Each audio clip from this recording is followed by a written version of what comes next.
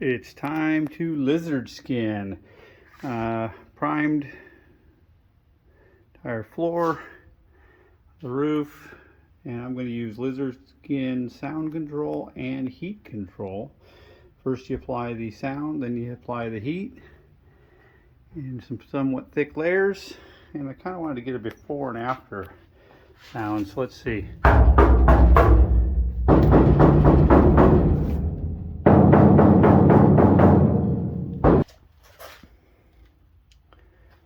Lizardskin is in, and this is just the sound deadening stuff, so let's see how it sounds. Any different, any improvement? Let's just see.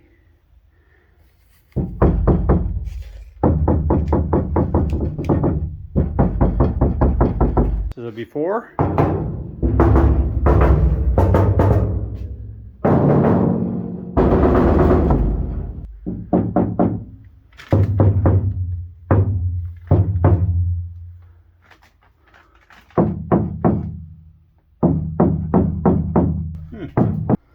I would say that's, obviously I didn't expect it to be completely quiet, but it no longer has the tin can sound.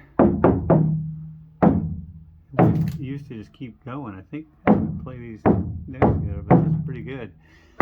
I would say it's easier than Dyna-Matt, cheaper than Dyna-Matt, and lays on and is out of the way and almost gives it a nice bed liner feel. Next step is, after 24 to 36 hours, a layer of the thermal. And that way the thermal will basically just do the firewall, do the roof, do all, especially the floor.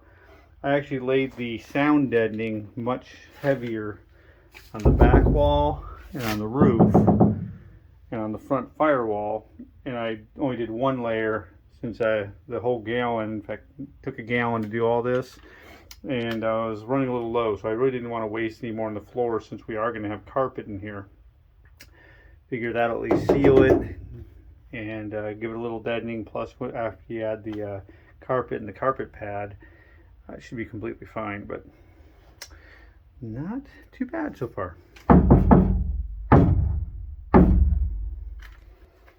Do the last coat. This was a ceramic microsphere Lizardskin thermal. I mainly did the entire back of the firewall, same color so you really can't tell, and I did where the exhaust runs through on the floorboard, and I did the back of the cab and a lot on the roof. Add a whole bunch more layer to the roof, and that's the thermal layer. So let's see.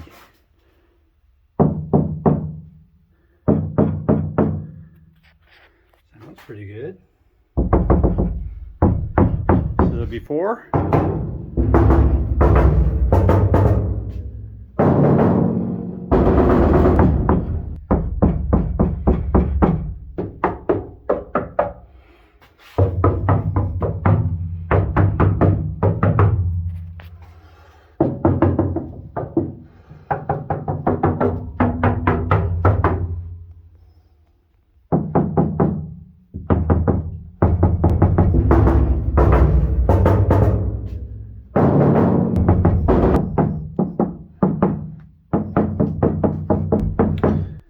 Actually pretty darn good. I'm pretty happy with that. The tinny nature is gone completely. Sounds almost more like thumping plywood.